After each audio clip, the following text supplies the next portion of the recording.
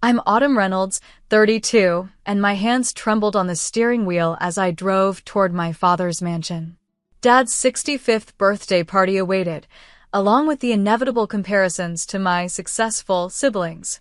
Despite owning a multi-million-dollar real estate investment firm, I remained the family disappointment, the med school dropout who threw away potential. Little did they know I had financially surpassed them all years ago. Tonight was supposed to be more family humiliation, but when my phone rang during Dad's speech, everything changed forever. Before I dive into what happened, where are you watching from today? Drop your location in the comments, hit that like button, and subscribe to join our community of survivors who've learned to redefine success on their own terms. Growing up in the Reynolds household meant living under constant pressure. My father, Richard Reynolds, wasn't just any surgeon. He was chief of cardiothoracic surgery at Boston Memorial, with a reputation that preceded him at every country club and charity gala. His patients included politicians and celebrities, and his research had been published in every major medical journal. Dad expected nothing less than excellence from his children. My mother, Elizabeth, complemented his ambition perfectly. A former debutante from a good family, she'd traded her dreams of becoming a concert pianist to be the perfect surgeon's wife. She ran our home like a military operation. Appearances were everything, failures were hidden, and success was the only acceptable outcome. Then there was my sister Heather, 3 years older and the golden child in every sense. Straight-A student, homecoming queen, and eventually a dermatologist married to James, an orthopedic surgeon. By 32, she had 2 perfect children, a house in Beacon Hill, and my parents' unwavering approval. She'd followed the Reynolds family playbook to the letter. My brother Tyler, 1 year younger than me, was the athletic star turned corporate lawyer. Captain of the lacrosse team at Princeton before Harvard Law, he married Rebecca, a pediatrician, and made partner at his firm by 30. They had a son in private school and a summer home in the Hamptons. Another success story by my parents' definition. And then there was me. I'd been a good student. Not brilliant like Heather, but good enough to get into Boston University School of Medicine. My parents had been satisfied, if not ecstatic. I was on track, following the expected path, even if I wasn't the standout. Until my second year of med school, when everything changed. You're doing what? My father had roared when I told him I was dropping out. We were standing in his wood-paneled study, the same room where he'd given me my first stethoscope on my 10th birthday. I'm leaving med school, I repeated, trying to keep my voice steady. I've discovered something I'm passionate about. Real estate investment. Real estate, he'd said the words like they tasted foul. You're throwing away a medical career to become what?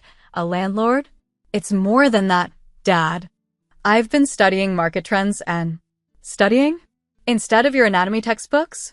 This is what we paid for. My mother had entered the room, face pinched with disappointment. I'll pay you back every cent, I promised. It's not about the money, Autumn, my father said, though we both knew that wasn't entirely true. It's about wasting your potential. About embarrassing this family. That night marked the beginning of my exile.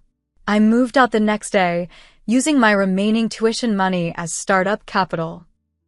I rented a tiny studio apartment and took a job as an administrative assistant at a real estate office while building my knowledge and savings. For 2 years, I worked 80-hour weeks, saved every penny, and studied the market obsessively. I got my real estate license, then started flipping small properties. My first major success came when I spotted a foreclosure opportunity in an up-and-coming neighborhood. I scraped together a down payment, renovated the building myself during nights and weekends, and sold it for a $78,000 profit 6 months later. That became my blueprint. Buy distressed properties, renovate efficiently, sell for profit. I reinvested everything. By 27, I had enough capital to start Reynolds Capital Investment Group, focusing on larger commercial properties and loan acquisitions from banks looking to offload debt. Through it all, my family remained unimpressed. When I tried to share my first six-figure deal at Christmas dinner 4 years ago, my mother interrupted with, "That's nice, dear. Heather, tell everyone about your new beach house." The irony was delicious, though painful. My family had no idea that my little apartment business had grown into a $50 million enterprise with 28 employees. They didn't know I owned a penthouse downtown and drove a Tesla, which I always parked around the corner when visiting them. And they certainly didn't know that my company had begun purchasing debt portfolios from banks, including loans against properties I would later discover were connected to my own family. Yet despite my success, a part of me still craved their validation. Some wounded piece of my heart still hoped that one day they would see me, really see me, and be proud. That childish hope was what brought me to my father's birthday party that fateful evening, dressed in a simple black dress that probably cost more than my sister's monthly mortgage payment, but which my mother would inevitably find fault with anyway. I pulled my Tesla into the circular driveway of my parents' Georgian colonial home, parking behind a row of luxury vehicles, Heather's Range Rover, Tyler's BMW, my father's Jaguar. Taking a deep breath, I checked my reflection in the rearview mirror. My chestnut hair fell in loose waves past my shoulders, my makeup was subtle but flawless, and the diamond studs in my ears caught the early evening light. Still, I knew my mother would find something to criticize. Should I mention my company's recent acquisition of a downtown office complex? Should I casually drop that I'd been profiled in Boston Business Monthly as one of 40 under 40 to watch? No. I'd tried that approach before, and it had only led to dismissive comments and changed subjects. Tonight, I decided I would simply observe. No defending, no explaining, no seeking approval. The front door opened before I could ring the bell. My mother stood there, elegant in a navy blue dress, pearl necklace gleaming against her tan skin. "Autumn, you're late," she said instead of hello, her eyes immediately scanning my appearance. "And couldn't you have done something more with your hair? It's your father's birthday, not a casual Friday at your little office." "Hello to you too, Mom," I said, leaning in to kiss her cheek. The traffic was terrible. I brought Dad's favorite whiskey. I handed her the carefully wrapped bottle of 30-year-old Macallan that had cost nearly $1,000. She said, examining the package. "Well, come in. Everyone's already here." I followed her through the marble-floored foyer into the sprawling living room where about 30 people mingled, drinks in hand. The room had been redecorated since my last visit. New silk drapes, different artwork, an antique sideboard I didn't recognize. "Autumn," my sister Heather's voice carried across the room. She glided toward me in a designer dress that emphasized her slim figure, untouched by her 2 pregnancies. Her blonde hair was pulled into an elegant updo, and her smile was picture-perfect. "We thought you might not make it." "Wouldn't miss it," I said, accepting her air kiss. "How are the kids?" "Amazing," she gushed. "Madison just got accepted into the gifted program at Brookline Day, and Carter's tennis coach says he could be competing nationally by next year. Oh, and we're looking at sailing camps for the summer." "That's great," I said, scanning the room for a server with champagne. "James just got named department chair," she continued, gesturing toward her husband, who was deep in conversation with my father. "Youngest in the hospital's history." "Congratulations to him," I said sincerely.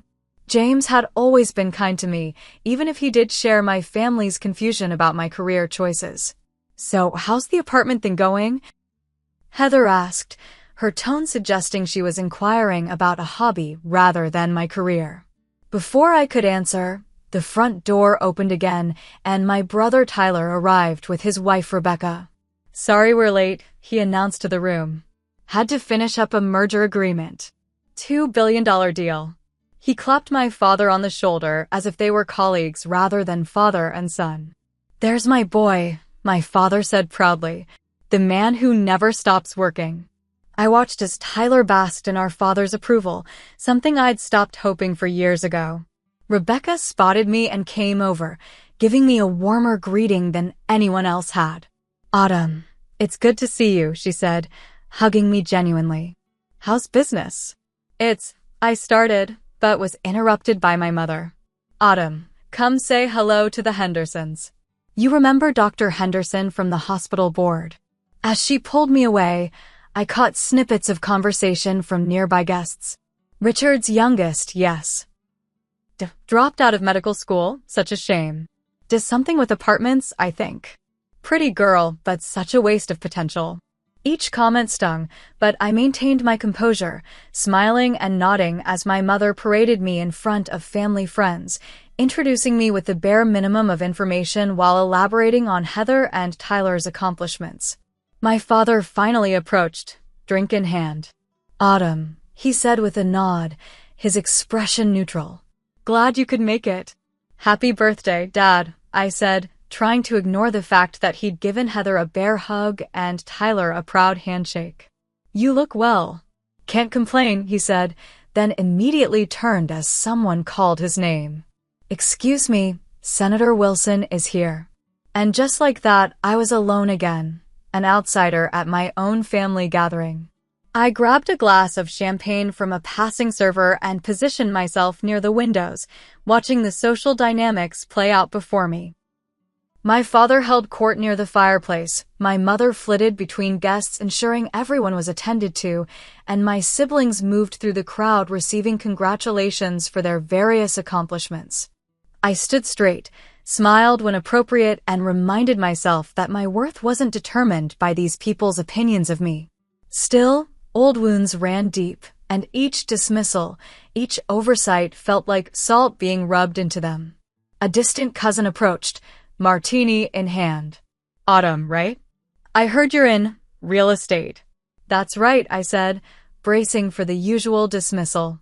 "Flipping houses and such?" "My neighbor's son does that. Makes decent money for someone without a degree."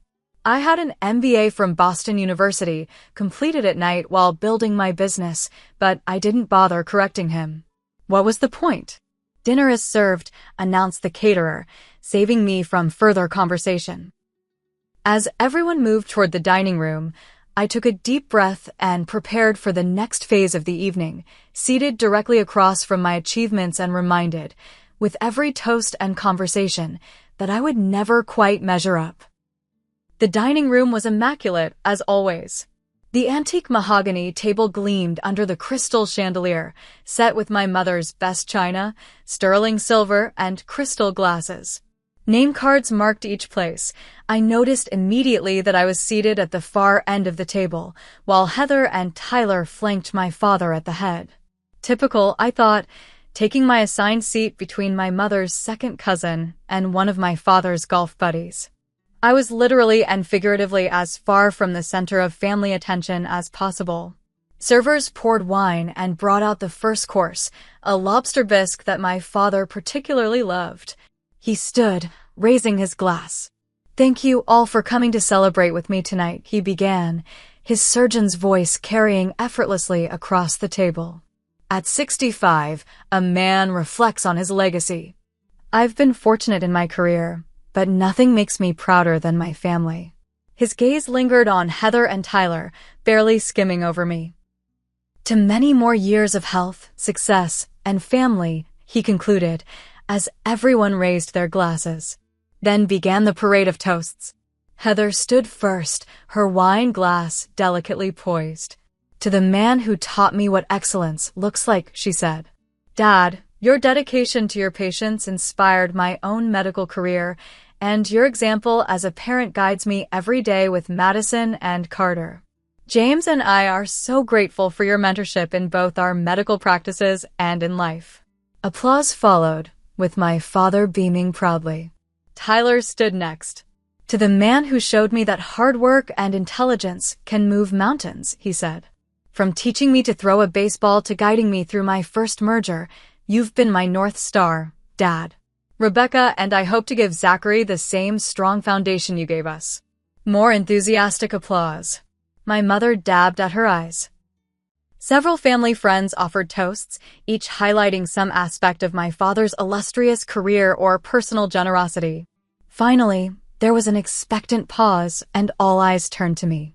I stood, wine glass in hand, stomach clenching. To my father, I began carefully. Your drive and determination have always been an inspiration. Happy birthday, Dad.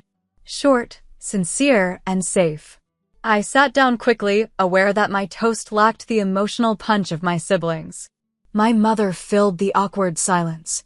Autumn, dear, we never hear about your personal life. Are you seeing anyone special? And just like that, my professional identity was erased, reduced to my relationship status. Before I could answer, my father launched into a discussion about his recent investments. I've just acquired a new medical office building downtown, he announced. Prime location, near the hospital. Going to renovate the entire East Wing this summer. I froze, wine glass halfway to my lips. The medical building complex near Boston Memorial had been purchased by one of my shell companies 3 months ago. We'd leased it back to the previous owner, who was apparently my father, with an option to buy after 5 years. He had no idea he was now my tenant. We're expanding our vacation home in Nantucket, Heather chimed in. Adding a guest house and pool. The property values there have gone through the roof. Another shock. My company had financed the construction loan for that expansion through a regional bank we'd partnered with. My firm just signed a lease on a new building in the financial district, Tyler added. 10-year commitment. The partners are very confident about our growth projections. 3 for 3. My company owned that building outright, having purchased it from a distressed seller last year. The leasing agent who'd negotiated with Tyler's firm worked for me.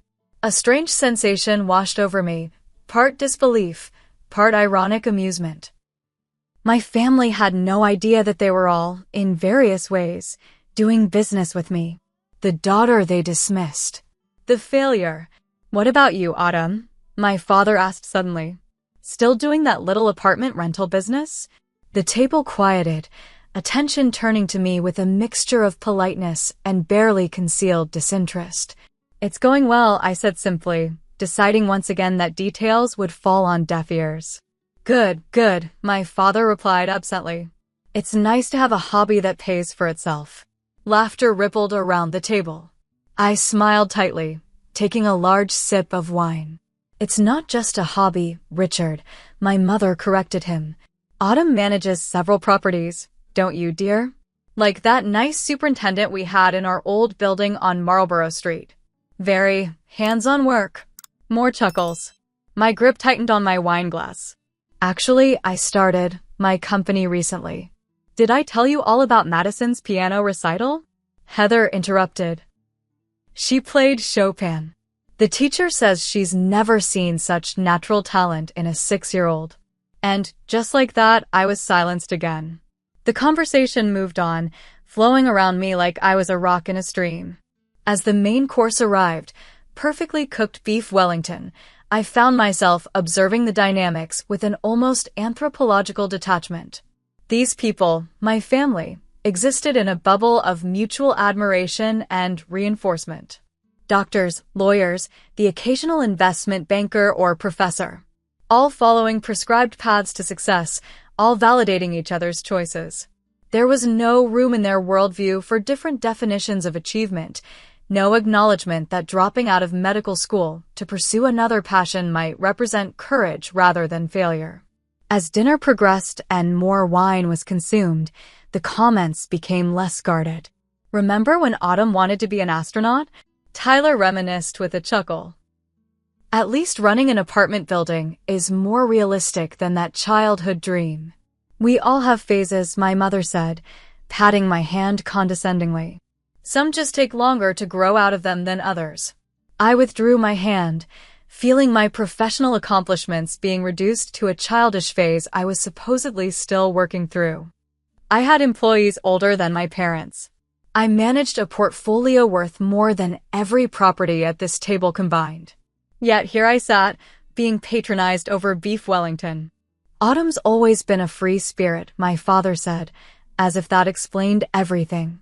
Not everyone is cut out for the rigor of medicine or law. The implication being that I'd chosen an easier path because I couldn't hack it in the family's preferred professions. Nothing could be further from the truth.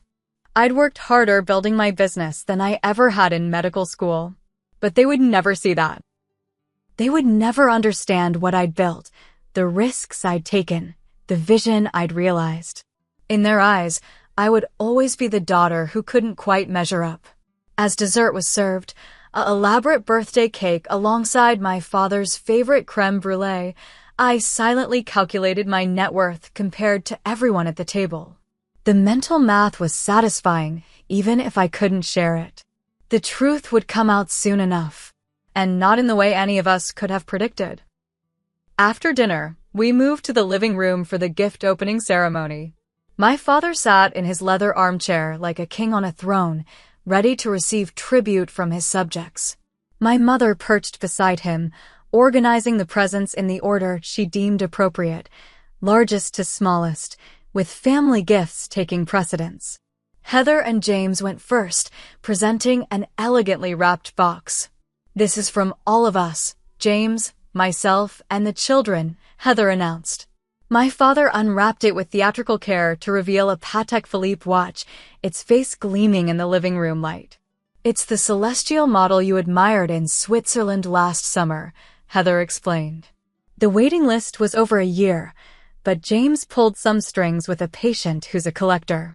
"Extraordinary," my father breathed, examining the timepiece that easily cost more than most cars. "Absolutely extraordinary." He stood to embrace Heather warmly. "This is too generous." "Only the best for you, Dad," she said, basking in his approval. Tyler and Rebecca presented next, a first edition signed copy of my father's favorite medical text, once owned by a Nobel Prize-winning physician. "Tyler, this is museum quality," my father marveled, carefully turning the pages. "How on earth did you find this?" "I have a client who's a rare book dealer," Tyler said casually. "When I mentioned your birthday, he knew exactly what to look for." Another standing embrace, with my father clapping Tyler firmly on the back. "My son," he said proudly, "always the resourceful one." Several other gifts followed, an expensive scotch from a colleague, golf clubs from my uncle, a weekend at a luxury spa from my mother. Finally, it was my turn. I'd agonized over what to give him. Something too expensive would seem like I was trying too hard, something too modest would be dismissed. I'd finally settled on a custom-bound collection of journal articles he'd published throughout his career, organized chronologically and prefaced with comments from colleagues and former students I'd tracked down and interviewed. It had taken months to compile. My father unwrapped it without the reverence he'd shown the other gifts, his expression curious, but not excited. "It's a collection of your published work," I explained as he flipped through it. I reached out to Dr. Levinson at Johns Hopkins and Dr. Chin at Mayo Clinic for their perspectives on how your research influenced the field. They're included in the introduction. He said, nodding slightly. "Very creative, Autumn." "Thank you." He set it aside without reading any of the carefully gathered testimonials, moving on to the next gift with barely a pause. No hug. No standing. Just a cursory thank you and onwards.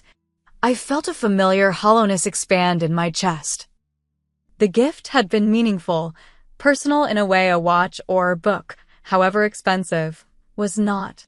I'd put thought and time into creating something unique, something that honored his life's work. And he'd barely glanced at it. After the gifts were opened, my father stood to address the room again, champagne flute in hand. "I'm overwhelmed by your generosity and love," he said, his surgeon's voice carrying clearly. "At 65, a man thinks about legacy. What will he leave behind when he's gone?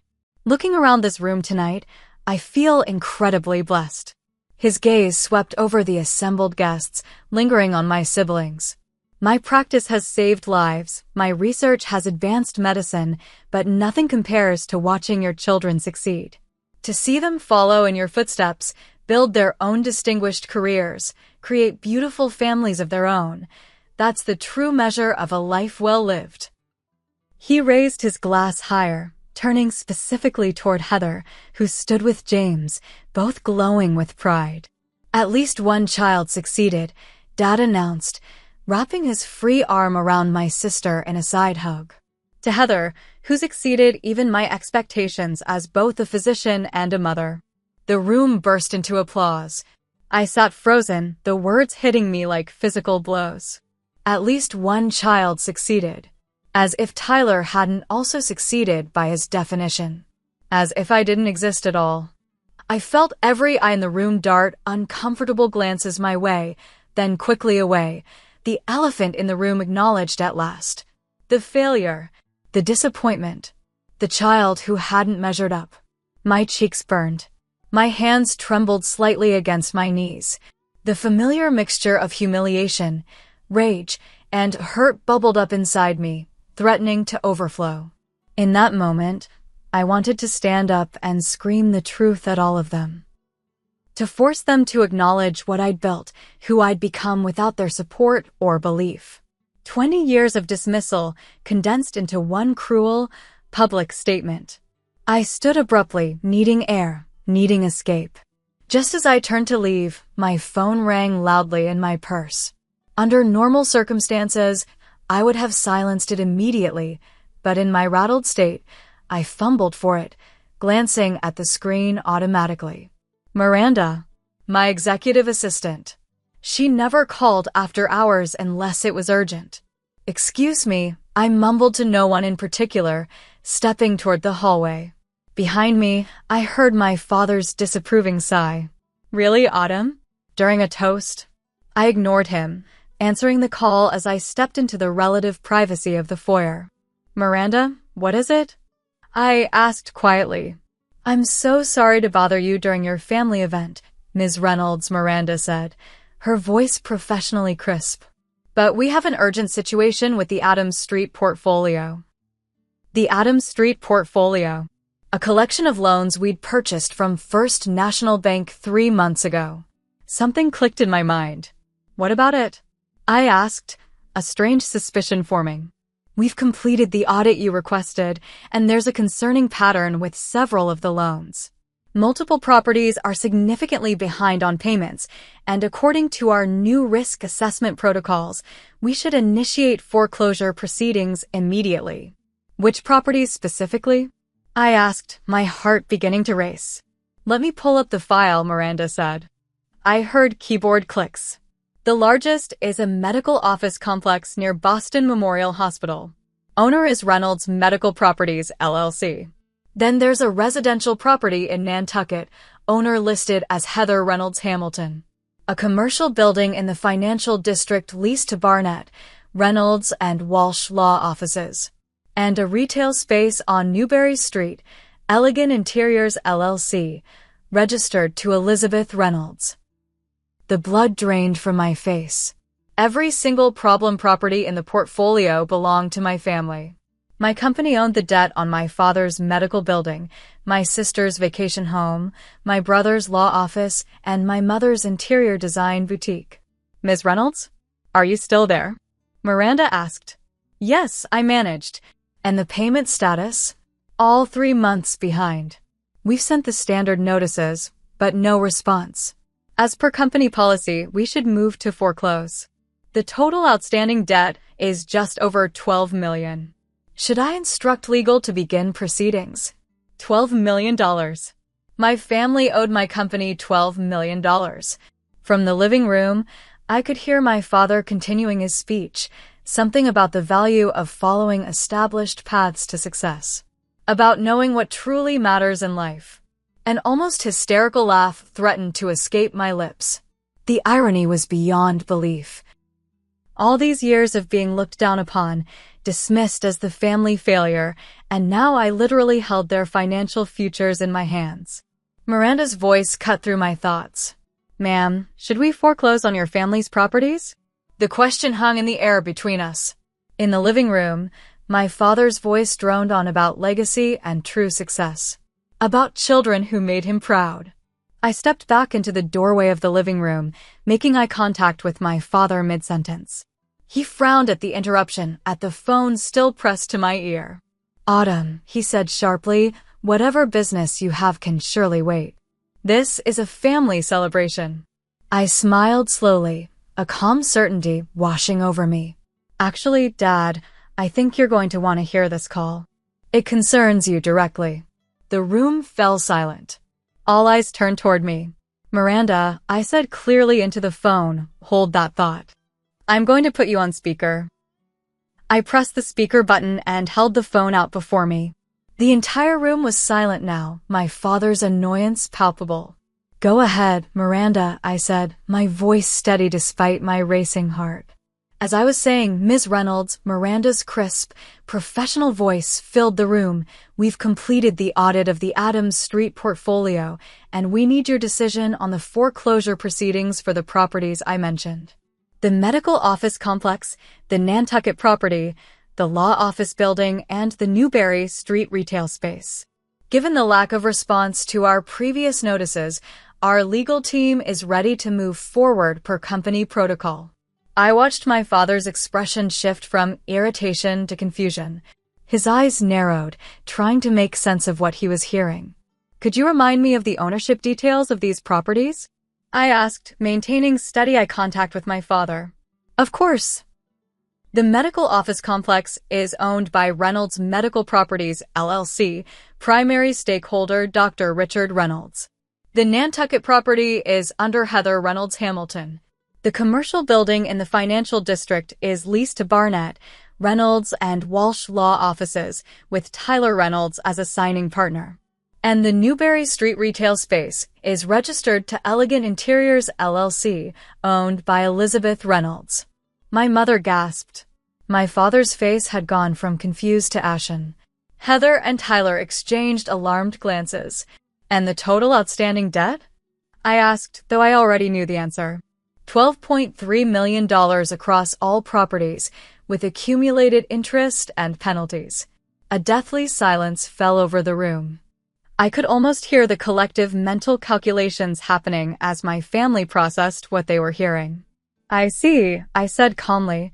And what exactly happened with these loans, Miranda? They were part of a debt portfolio we acquired from First National Bank 3 months ago.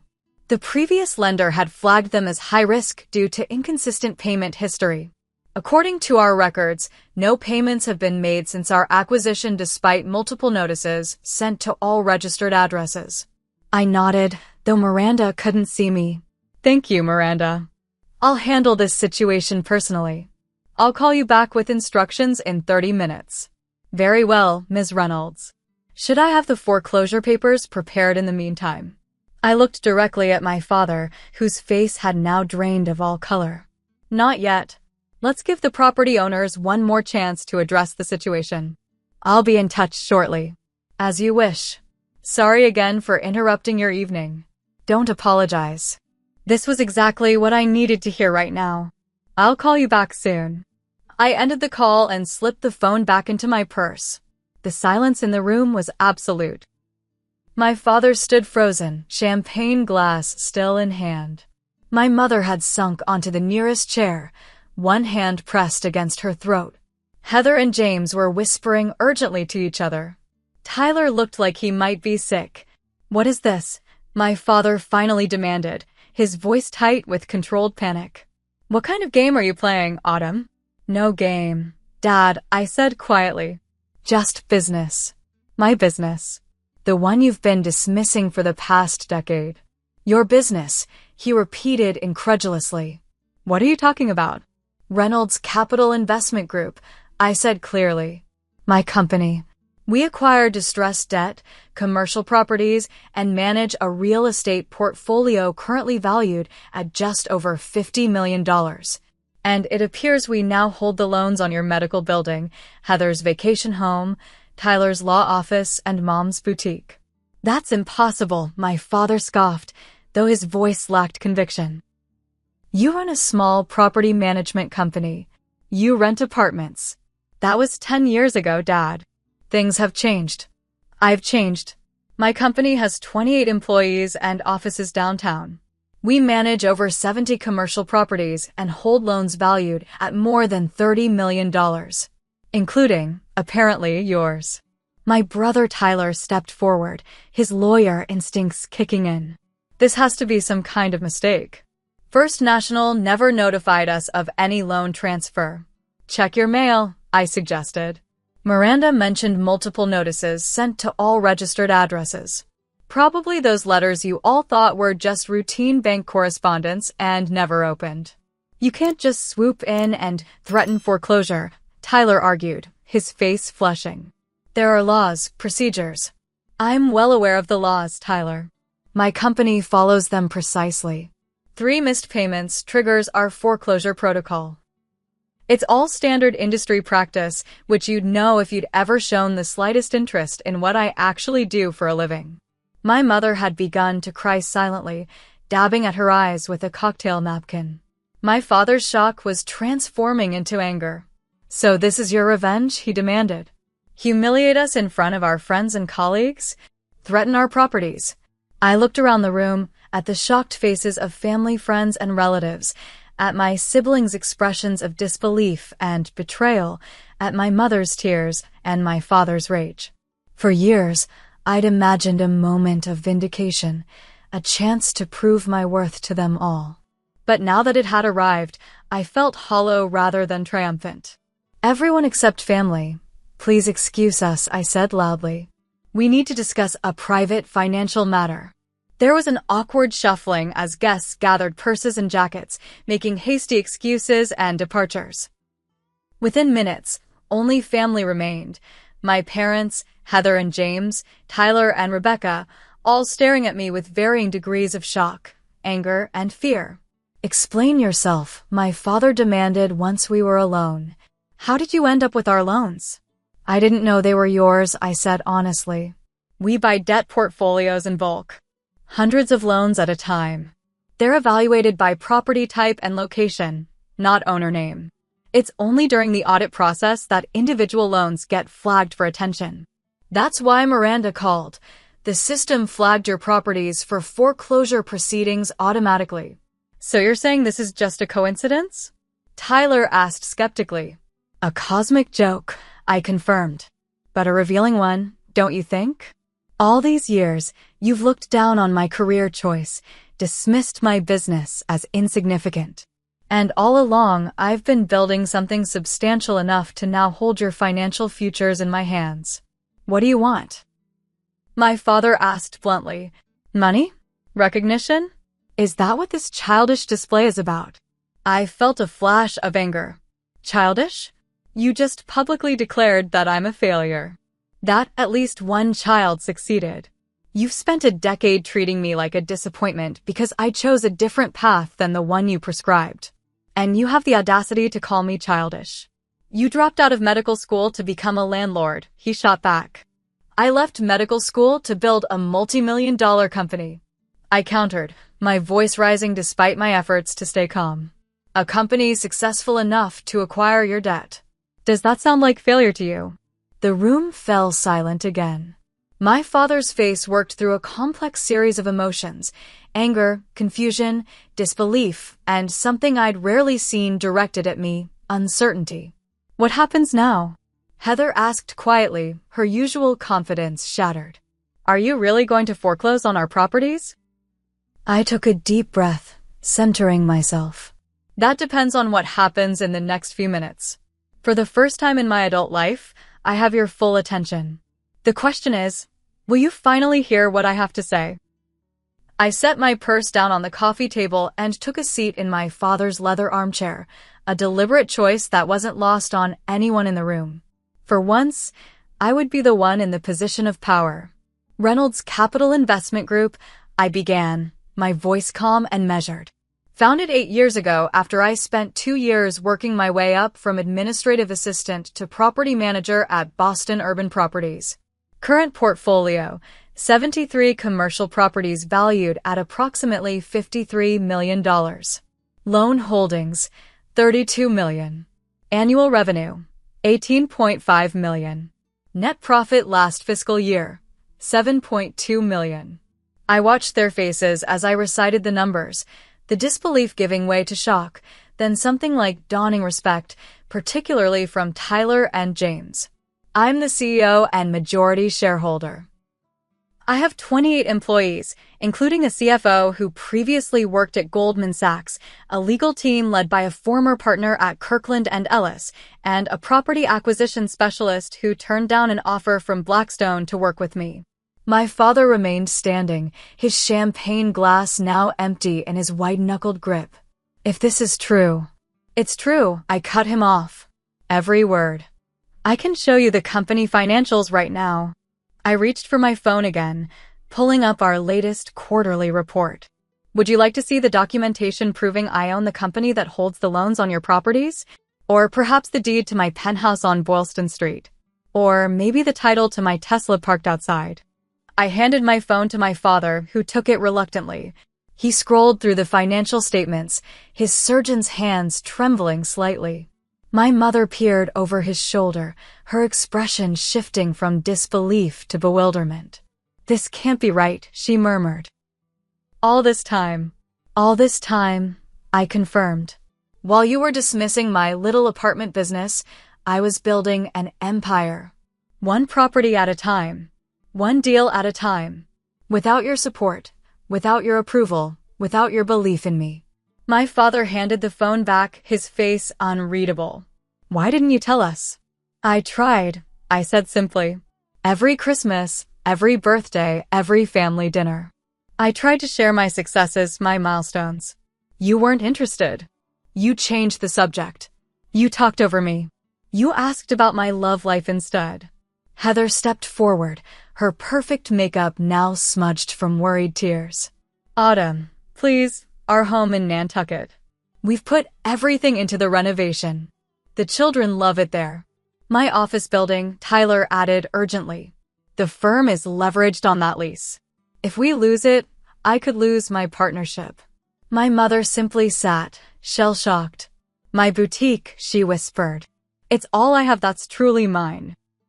My father alone remained defiant. So this is your moment of triumph, he said bitterly.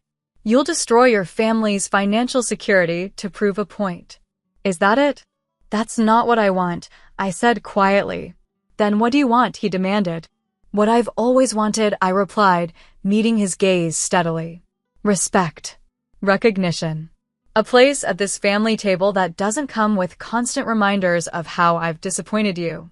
I stood, walking to the mantelpiece where family photos were displayed. Heather's wedding. Tyler's law school graduation. My parents' anniversary cruise. None of me since high school. For 10 years, I've been working to prove myself worthy of being a Reynolds, I continued. But no achievement was ever enough. No success ever measured up. Because I didn't follow your prescribed path. I didn't become a doctor. I chose my own way. Business is different from medicine, my father said stubbornly. Anyone can get lucky in real estate. I laughed without humor. Luck? You think building a $50 million company from scratch is luck? You think working 80-hour weeks for years is luck? You think strategic property acquisition and portfolio management is luck? Richard, my mother said softly, placing a hand on his arm. I think we need to listen. For once, my father fell silent. I don't want to foreclose on your properties, I said clearly. That was never my goal. But I do want to renegotiate the terms of our relationship. What does that mean? Tyler asked cautiously. It means I'm done being the family disappointment. Done having my career dismissed. Done being treated as less than. From now on, I expect the same respect you give each other. The same interest in my work that you show in Heather's medical practice or Tyler's legal career. I turned back to face them all. As for the loans, they'll be restructured. Fair terms, reasonable interest rates, proper payment schedules. No preferential treatment, but no punitive measures either. Just clean, professional business arrangements. You'd do that? Heather asked, hope creeping into her voice. I'm a businesswoman, not a monster, I replied. Despite what you all might think of me. My father had sunk into a chair, looking suddenly older than his 65 years. All this time, he murmured, echoing my mother. All this time, we thought. You thought what you wanted to think. I finished for him. You saw what you expected to see. The dropout. The disappointment. The failure. I retrieved my phone and pulled up a photo, my downtown office building with the company name displayed prominently on the side. I passed it to him. This is what I built while you weren't looking, I said quietly. This is who I am. He stared at the image for a long moment before passing it to my mother, whose eyes widened in recognition. That's the building on Congress Street, she said. The one with the glass atrium. You own that. My company headquarters, I confirmed. I pass your boutique every day on my way to work. I've seen you through the window arranging displays. I've wanted to come in so many times, to show you my office, to invite you to see what I've built. But I was afraid of more dismissal, more disappointment. For the first time in my adult life, I saw something shift in my mother's expression, a recognition, perhaps, of the daughter she'd failed to see. I had no idea, she whispered. None of you did, I agreed. Because you decided 10 years ago who I was and what I was capable of. You never bothered to reconsider that assessment, no matter how many times I tried to show you otherwise. My father looked up, his expression complex. Your gift, he said suddenly. The book of my published works. I nodded. It took months to compile. I contacted colleagues you haven't spoken to in years. I had everything professionally bound. I thought it might finally be something that would make you see me, really see me. The effort, the thought, the business connections I used to track down those people. And I barely looked at it, he acknowledged, a note of shame in his voice. You never look, I said simply. None of you do. The room fell silent again, but it was a different quality of silence, reflective rather than shocked, contemplative rather than fearful. What happens now? Tyler finally asked. I straightened my shoulders. Now we start over. As equals. As adults who respect each other's choices and achievements. Or we don't. That's up to you. I reached for my purse. I'll call Miranda and instruct her to hold any foreclosure proceedings for 30 days. That gives us time to restructure the loans properly. After that, it's business as usual, with one difference. What difference? Heather asked. I smiled slightly. From now on, you'll know exactly who you're doing business with. The days following my father's birthday party were strangely quiet. No angry phone calls, no family emergency meeting, no legal threats from Tyler. Just silence, which, from the Reynolds family, was unprecedented. I kept my word, instructing Miranda to pause any foreclosure proceedings while our legal team prepared restructuring agreements for each property. Standard terms, fair interest rates, reasonable payment schedules. Business, not personal. On the fourth day, my office phone rang. My father's name flashed on the caller ID. Autumn Reynolds, I answered professionally. A pause. This is quite an office building you have, he said finally. The security guard almost didn't let me up. My heart skipped. You're here? Now. In the lobby. If you have time. 10 minutes later, my father walked into my corner office, taking in the floor-to-ceiling windows, the modern furniture, the spectacular view of Boston Harbor. He looked out of place in his surgeon's formality, but his expression held none of the dismissiveness I'd come to expect. Chief of Cardiothoracic Surgery visits the CEO of Reynolds Capital, I said, gesturing to the sitting area. To what do I owe the honor? He sat carefully on the edge of a leather chair. I've been doing a lot of thinking and research. He placed a folder on the coffee table between us. Articles about you in Boston Business Monthly. Your profile in Entrepreneur. The Commercial Real Estate Awards from last year. I remained silent, letting him continue. You were right, he said, the words clearly difficult for him. We decided who you were 10 years ago and never bothered to look again. Never bothered to listen. No, I agreed quietly. You didn't. He opened the folder and removed a document. I had my attorney review the loan restructuring your company sent over. It's fair. More than fair, actually. We're not in the business of punitive terms, I said. Contrary to what you might think, I don't want to hurt my family. I just want to be seen. He nodded slowly. I'm seeing now. Late, but I'm seeing. He hesitated, then added, Your mother visited your website. Spent hours going through the property portfolio, the executive team profiles. She cried when she saw your accomplishments listed. I felt a tightness in my throat. And Heather? Tyler. In shock, mostly. Tyler's impressed by the legal structure of your company. Heather doesn't quite know what to make of it all. Her world is medicine. Success to her has always had a very specific definition. I understood that all too well. I came to invite you to dinner, he continued. Just you and me. There's a lot I need to understand about what you've built, if you're willing to explain it to me. It wasn't an apology, not directly. But from my father, this gesture was seismic. I'd like that, I said simply. The dinner that night was awkward at first, decades of misunderstanding, creating a barrier between us. But as I began to explain my business model, the strategic acquisitions, the market analysis that guided our investments, I saw something new in my father's eyes. Professional respect. You approach real estate the way I approach surgery, he observed over dessert. Methodical. Evidence-based. Calculated risk. Different fields, similar principles, I agreed. He hesitated, then asked, Are you happy, Autumn? In this work?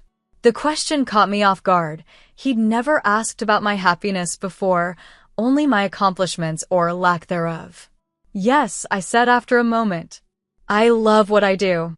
The challenge, the strategy, the tangible results. Creating something from nothing. I met his gaze directly. The way you must feel when you repair a damaged heart.